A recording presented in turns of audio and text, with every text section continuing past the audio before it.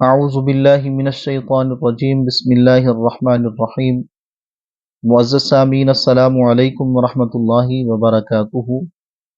قرآن مجید فرقان حمید کے ترجمہ اور تفسیر کے ساتھ آپ کے سامنے حاضر ہیں۔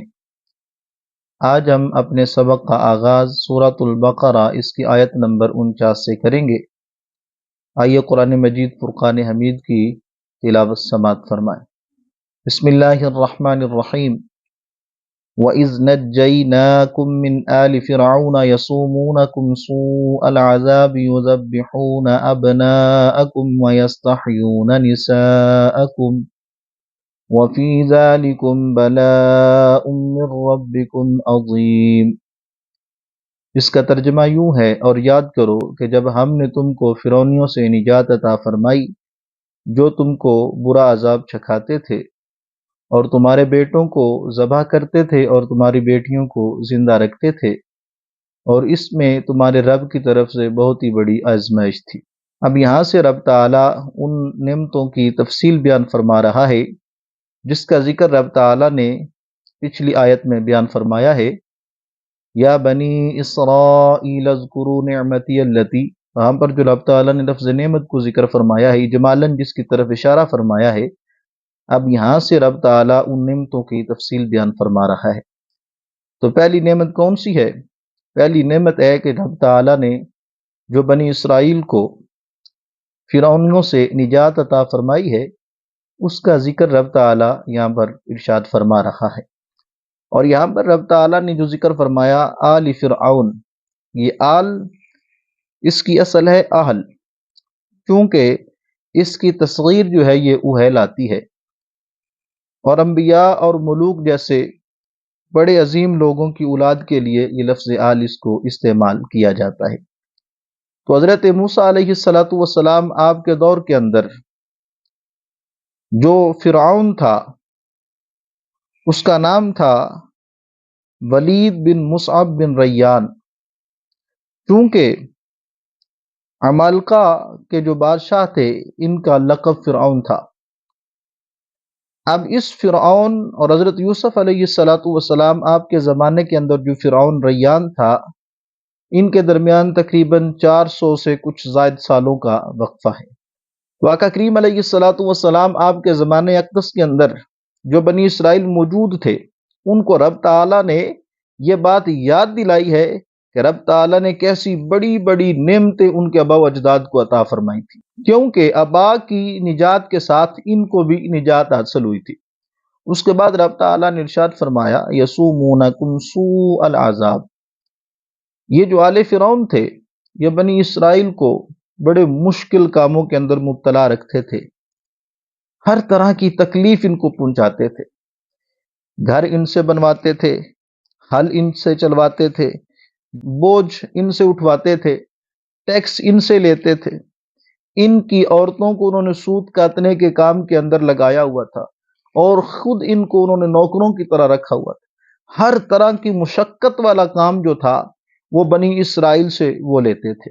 تو رب تعالیٰ نے اس آیہ کریمہ کے اندر اس بات کا اظہار فرمایا ہے کہ تم یاد کرو کہ جب تمہارے آباء و اجداد وہ بنی اسرائیل وہ فرعونیوں کے غلام بن گئے تھے، ہر طرح کا ظلم وہ ان پر کرتے تھے، تو ہم نے آل فرعون سے تمہارے آباء و اجداد کو نجات عطا فرمائی تھی۔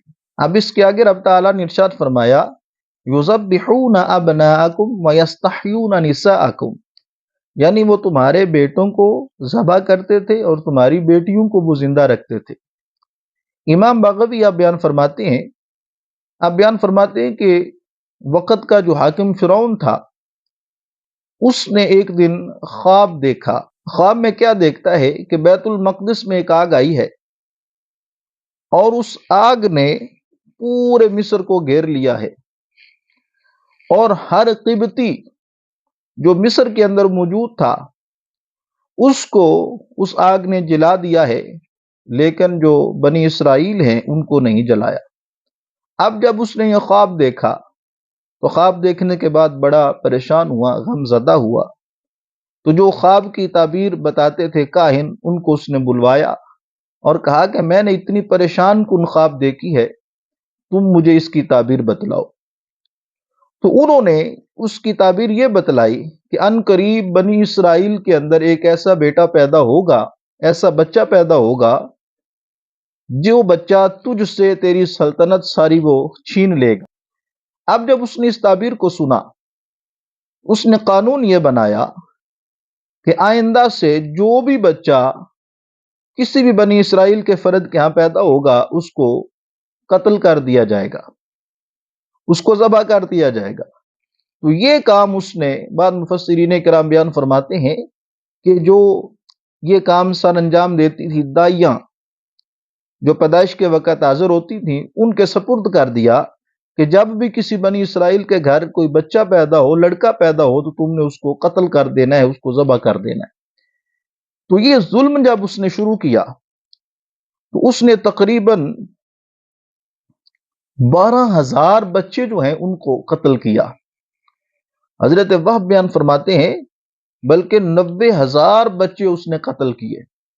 اگر بچی پیدا ہوتی تو اس کو زندہ چھوڑ دیا جاتا، اگر کسی کے ہاں لڑکا پیدا ہوتا تو اس کے جو آگے نوکر چاکر تھے، اس کے چیلے جو تھے وہ اس کو قتل کر دیتے، وہ دائی قتل کر دیتی، اگر وہ چھوڑ دیتی تو اس کے جو مقرر کردہ لوگ تھے وہ اس کو قتل کر دیتے۔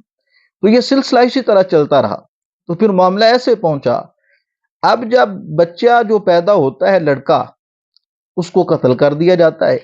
اب قبطی چونکہ سارے کام ان سے لیتے تھے، ہر طرح کی مشقت والا کام انہوں نے بنی اسرائیل سے لینا تھا۔ اب بنی اسرائیل کے اندر جو بوڑھے باقی بچ گئے تھے ان کے اندر موت واقع ہو گئی۔ جب موت واقع ہوئی تو قبطیوں کا ایک سردار جو ہے وہ فرعون کے پاس گیا، اس نے کہا کہ جو کام تم نے شروع کیا ہے اگر تم نے اس کو اسی طرح جاری رکھا تو ہمیں تو سارے کام خود کرنے پڑ جائیں گے۔ ان کے بوڑھے مر رہے ہیں، بچہ جو پیدا ہوتا ہے اس کو تم قتل کرا دیتے ہو، تو پھر یہ کام کون کرے گا؟ اس وقت پھر اس فرعون نے آپ نے اس قانون کے اندر تبدیلی کی۔ اس نے کہا کہ اب ایسا کیا جائے کہ ایک سال ایسے کیا جائے جو بچے پیدا ہوں ان کو قتل نہ کیا جائے، دوسرے سال جو بچے پیدا ہوں ان کو قتل کر دیا جائے۔ اب یہ اس نے قانون جو لاگو کر دیا، یعنی ایک سال قتل عام روک دیا جائے، جب سال گزر جائے دوبارہ ایک پورا سال بنی اسرائیل کے ہاں جتنے بچے پیدا ان کو قتل کر دیا جائے۔ تو جب اس نے اس حکم نامے پر دستخط کیا اور اس کو جاری کیا، تو جس سال اس نے یہ اعلان کیا تھا کہ اس سال بنی اسرائیل کے ہاں جتنے بچے پیدا ہوں گے ان کو قتل نہیں کیا جائے گا، اسی سال حضرت ہارون علیہ السلام آپ کی ولادت ہوئی۔ اور پھر جب اگلا سال آیا اور پھر جب دوسرا سال آیا کہ جس کے اندر یہ حکم تھا کہ اب جتنے بچے پیدا ہوں گے ان کو قتل کر دیا جائے گا، تو اس سال کے اندر حضرت موسیٰ علیہ السلام آپ کی ولادت باسعادت ہوئی۔ تو رب تعالیٰ نے اپنی قدرت کاملہ کے ساتھ ان کی حفاظت فرمائی اور ان کو پروان چڑھایا۔ تو اسی طرح یہ معاملہ جب پیش آیا، یہ خواب، اس خواب کے زور پر اس نے کثیر بنی اسرائیل کے جو افراد تھے ان کی جو اولادیں پیدا ہوئی تھیں ان کو قتل کر دیا تھا، اور بچوں کو قتل کر دیا جاتا اور بچیوں کو زندہ چھوڑ دیا جاتا۔ تو اس چیز کو رب تعالیٰ نے یہاں پر بیان فرمایا ہے، اور اس کے بعد رب تعالیٰ نے ارشاد فرمایا وَفِي ذَلِكُمْ بَلَاءٌ مِّن رَبِّكُمْ عَظِيمٌ، اور اس کے اندر تمہارے رب کی طرف سے بہت ہی بڑی آزمائش تھی، تمہارے لیے بہت ہی بڑا امتحان تھا۔ اب اس سے اگلی آیہ کریمہ یوں ہے وَإِذْ فَرَقْنَا بِكُمُ الْبَحْرَ فَأَنْجَيْنَاكُمْ وَأَغْرَقْنَا آلَ فِرْعَوْنَ وَأَنْتُمْ تَنْظُرُونَ، اور اس کا ترجمہ یوں ہے اور جب پھاڑ دیا ہم نے تمہارے لیے سمندر کو، بس ہم نے تم کو نجات دی، بچا لیا، اور آل فرعون کو غرق کر دیا، ڈبو دیا، اس حال میں کہ تم کنارے پر کھڑے دیکھ رہے تھے۔ اب یہ دوسری نعمت کا رب تعالیٰ نے یہاں پر ذکر فرمایا ہے اور اس کی تفصیل بیان فرمائی ہے۔ ہم نے تمہارے آباء و اجداد کو فرعونیوں سے نجات بھی عطا فرمائی ہے، یہ جو آزادی تھی یہ بھی نعمت ہے۔ فرمایا آزادی والی نعمت بھی ہم نے تمہارے آباء و اجداد کو عطا فرمائی ہے، اور کس طریقہ کار سے عطا فرمائی ہے؟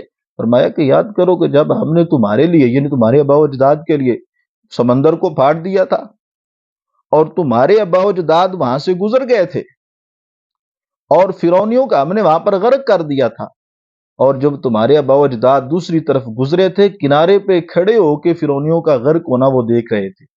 اس کا واقعہ یوں ہے کہ جب فرعون کی موت کا وقت قریب آیا تو رب تعالیٰ نے حضرت موسیٰ علیہ السلام آپ کو ہجرت کا حکم ارشاد فرمایا، اور فرمایا کہ رات کے اندر بنی اسرائیل کو لے کے یہاں سے نکل جاؤ۔ تو حضرت موسیٰ علیہ السلام آپ نے ان کو تیاری کا حکم ارشاد فرمایا، اور محتاط اندازے کے ساتھ ان کو تیاری کرنے کا حکم ارشاد فرمایا کہ محتاط طریقے کے ساتھ تیاری کی جائے، حتیٰ کہ وہ اپنے گھوڑوں کی جو زینیں تھیں وہ بھی اپنے گھروں کے اندر کستے تھے۔ تو حضرت موسیٰ علیہ السلام کے ساتھ تقریباً اس رات 6 لاکھ بنی اسرائیل آپ کے ساتھ انہوں نے ہجرت کی۔ اور جب حضرت یعقوب علیہ السلام آپ مصر میں داخل ہوئے تھے تو آپ کے ساتھ صرف 72 آدمی تھے۔ تو رب تعالیٰ نے کتنی ان کو شانیں عطا فرمائی کہ قتال کے باوجود بھی ان کی تعداد 6 لاکھ تک پہنچ گئی تھی۔ دوسری طرف رب تعالیٰ نے قبطیوں کے اندر موت کو جاری کر دیا، ان کے لوگ مر رہے تھے، اس رات کے اندر وہ صبح تک اپنے جو مردے تھے ان کو دفن کرنے کے اندر مصروف ہو گئے۔ تو رب تعالیٰ نے حضرت موسیٰ علیہ السلام آپ کو ہجرت کا حکم دے دیا، آپ بنی اسرائیل کو لے کے وہاں سے چل پڑے۔ تو جب آپ کچھ آگے چلے تو صحرائے تی کے اندر رستہ گم ہو گیا، اس کے اندر آپ کے جو لوگ تھے ان کو رستہ نہیں مل رہا تھا۔ تو آپ نے بنی اسرائیل کے بزرگوں سے پوچھا تو وہ کہنے لگے کہ حضرت یوسف علیہ السلام پر جب وصال کا وقت آیا تھا تو انہوں نے اپنے بھائیوں سے یہ عہد لیا تھا کہ جب وہ مصر سے نکلیں تو ان کو ساتھ لے کے جائیں۔ تو جب آپ نے یہ بات سنی تو حضرت موسیٰ علیہ السلام آپ نے ان کی قبر کے متعلق دریافت کیا تو کسی کو بھی اس کا علم نہ تھا۔ تو حضرت موسیٰ علیہ السلام آپ نے بلند آواز سے رب تعالیٰ کی بارگاہ میں دعا کی کہ جس سے حضرت یوسف علیہ السلام کی قبر کے بارے میں معلوم ہے وہ مجھے بتلا دے، اور جسے خبر نہ ہو اس تک میری یہ آواز نہ پہنچے۔ تو آپ کی یہ دعا اور آواز صرف ایک بڑھیا تک پہنچی جس کو حضرت یوسف علیہ السلام آپ کی قبر کے بارے میں علم تھا۔ تو جب یہ سارے معاملات ہوئے تو اس بوڑھی نے کہا کہ میں تمہیں حضرت یوسف علیہ السلام آپ کی قبر کے متعلق بتاتی ہوں، لیکن اس سے پہلے جو میں مانگوں گی کیا تم مجھے عطا کرو گے؟ تو حضرت موسیٰ علیہ السلام آپ نے کہا کہ میں یہ وعدہ نہیں کر سکتا، اپنے رب تعالیٰ کی بارگاہ میں عرض کروں گا، جو رب تعالیٰ ارشاد فرمائے گا میں اس کے بعد پھر تمہارے ساتھ وعدہ کروں گا۔ اب اس نے شرط رکھ دی کہ قبر کا مجھے علم ہے لیکن بتلاؤں گی تب اگر تم مجھ سے وعدہ کرو کہ جو کچھ میں مانگوں گی تم مجھ کو عطا کر دو گے۔ تو آپ نے ارشاد فرمایا کہ میں رب تعالیٰ کی بارگاہ میں عرض کروں گا، اگر رب تعالیٰ نے اجازت دی تو پھر تمہارے ساتھ وعدہ کروں گا۔ تو آپ رب تعالیٰ کی بارگاہ میں عرض کرتے ہیں، رب تعالیٰ اجازت دیتا ہے کہ موسیٰ ٹھیک ہے تم اس سے دریافت کرو اور جو وہ مانگتی ہے اس کو دینے کا وعدہ کر دو۔ تو جب آپ دوبارہ اس بڑھیا کے پاس گئے تو آپ نے فرمایا ہاں تو کیا مانگتی ہے، مانگ۔ اس نے کہا کہ میں تو بوڑھی ہو چکی ہوں، پہلی بات تو میری یہ ہے کہ مجھے بھی اپنے ساتھ لے چلو، اور دوسری بات یہ ہے کہ جب رب تعالیٰ آپ کو بلند درجات عطا فرمائے گا جنت کے اندر مجھے بھی اپنی معیت عطا فرما دینا۔ تو آپ نے یہ دونوں باتیں مان لی۔ تو پھر اس بوڑھی نے یہ کہا کہ حضرت یوسف علیہ السلام آپ کی جو قبر مبارک ہے وہ دریائے نیل کے درمیان ہے۔ تو پھر حضرت موسیٰ علیہ السلام نے رب کی بارگاہ میں دعا کی تو رب تعالیٰ نے اس قبر کو ظاہر فرما دیا۔ تو صندوق کے اندر آپ کا جسد مبارک لے کر بنی اسرائیل جب وہاں سے چلے تو رب تعالیٰ نے ان کو وہ رستہ واضح فرما دیا۔ اب آپ کے لشکر کے آگے حضرت ہارون علیہ السلام ہے، موسیٰ علیہ السلام آپ پیچھے جا رہے ہیں۔ تو دوسری طرف جب فرعونیوں کو معلوم ہوا کہ بنی اسرائیل یہاں سے چلے گئے ہیں تو انہوں نے کہا کہ ہم صبح سویرے ہی ان کی تلاش کے لیے نکلیں گے۔ تو ساری رات بنی اسرائیل کا وہ قافلہ چلتا رہا، اشراق کے وقت وہ سمندر کے کنارے تک پہنچ گئے، اور اس طرف پیچھے سے فرعونی بھی آ گئے، ان کے تعاقب کے اندر کثیر تعداد کے اندر ان کے ساتھ فوج تھی۔ جب وہاں پر پہنچے نا تو وہ ڈر گئے کہ آگے سمندر ہے، پیچھے فرعونی ہے، اور اس وقت بہت پریشان ہوئے، جس کا رب تعالیٰ نے بیان یوں فرمایا ہے فَلَمَّا تَرَاءَ الْجَمْعَانِ قَالَ أَصْحَابُ مُوسَىٰ إِنَّا لَمُدْرَكُونَ قَالَ كَلَّا إِنَّ مَعِيَ رَبِّي سَيَهْدِينِ۔ تو جب دونوں جماعتوں نے ایک دوسرے کو دیکھا نا تو بنی اسرائیل والے کہنے لگے اب تو ہم پکڑے جائیں گے۔ حضرت موسیٰ علیہ السلام آپ نے ارشاد فرمایا نہیں، ہمارے ساتھ ہمارا رب ہے جو ہمیں نجات کا رستہ عطا فرما دے گا۔ تو آپ نے ان کو دلاسا دیا۔ تو جب یہ سارا معاملہ ہوا تو اللہ تعالیٰ نے حضرت موسیٰ علیہ السلام آپ کی طرف وحی فرمائی، ان اضرب بعصاک البحر، فرمایا اس سمندر کے اوپر اپنا ڈنڈا ماریں، اپنا عصا ماریں۔ تو جب اپنی عصا مارا تو رب تعالیٰ نے وہاں پر آپ کے قبیلوں کی جتنی تعداد تھی اتنے رستے بنا دیے۔ اب رب تعالیٰ نے اپنی قدرت کاملہ کے ساتھ اس سمندر کی تہ کو سکھا بھی دیا، رستے بن گئے۔ اب بنی اسرائیل جناب اس کے اندر جا رہے ہیں۔ جب بنی اسرائیل اس کے اندر گزر رہے ہیں تو پانی درمیان میں تھا، ایک دوسرے کو دیکھ نہیں رہے تھے، تو پھر دل میں خوف پیدا ہوا کہ ہو سکتا ہے ہم تو جا رہے ہیں دوسرے ہمارے غرق نہ ہو جائیں۔ تو رب تعالیٰ نے اتنی قدرت کاملہ کا اظہار فرمایا کہ رب تعالیٰ نے پانی کو شفاف فرما دیا۔ اب ایک دوسرے کو وہ دیکھ بھی سکتے تھے، اس کی آواز بھی سن سکتے تھے۔ خوشی کے ساتھ جناب وہ چلے اور انہوں نے اس سمندر کو کراس کیا، اس کے کنارے پر چلے گئے۔ جب کنارے پر چلے گئے تو فرعون اور اس کے جو لشکر تھے وہ سارے دوسری طرف پہنچ گئے۔ اب فرعون نے وہاں پر بھی جا کر بڑک ماری، اس نے کہا یہ دیکھا یہ دریا تو میری ہیبت کی وجہ سے اس کی یہ حالت ہو گئی، اس نے ہمیں رستہ دے دیا ہے۔ اور اپنے سپاہیوں کو مخاطب ہو کے کہنے لگا پکڑ لو ان کو۔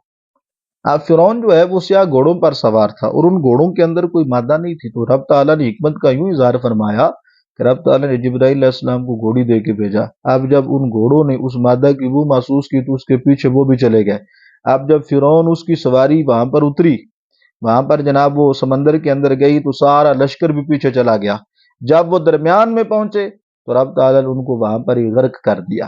ایک طرف بنی اسرائیل ہیں جو اس کو پار کر گئے ہیں اور کنارے پر کھڑے ہیں، رب کی حمد کر رہے ہیں، دوسری طرف وہ فرعونی جن کے اندر بہت زیادہ تکبر تھا، بہت زیادہ تعداد تھی، جو مال و اسباب کے ساتھ اپنے آپ کو پتہ نہیں کیا سمجھتے تھے، تو رب تعالیٰ نے ان کو اس سمندر کے اندر غرق کر دیا۔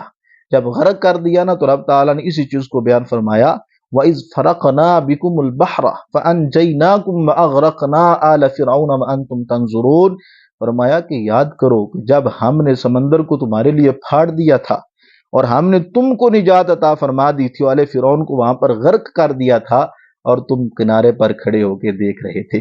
یہ بھی رب تعالیٰ کی نعمت تھی جو رب تعالیٰ نے بنی اسرائیل پر فرمائی تھی، اور اس چیز کا ذکر رب تعالیٰ نے آقا کریم علیہ السلام آپ پر جو کتاب قرآن نازل فرمایا ہے اس کے اندر کر کے آپ کے دور کے جو بنی اسرائیل ہیں ان کو بیان فرمایا ہے کہ ہم نے تمہارے آباء و اجداد پر اتنی نعمتیں بیان کی ہیں، تو اگر تم بھی آقا کریم علیہ السلام آپ کا کلمہ پڑھ کے میری توحید آقا کریم کی رسالت کا اقرار کر کے آپ کی شریعت پر عمل کرو گے تو ہم تمہیں بھی ایسی ہی نعمتیں عطا فرمائیں گے۔ یہ رب تعالیٰ کی وہ نعمتیں ہیں جو رب تعالیٰ نے بنی اسرائیل کو عطا فرمائی تھی۔ اللہ تعالیٰ کی بارگاہ میں دعا ہے کہ رب تعالیٰ قرآن مجید فرقان حمید کی سمجھ عطا فرمائے۔ وما علینا الا البلاغ المبین۔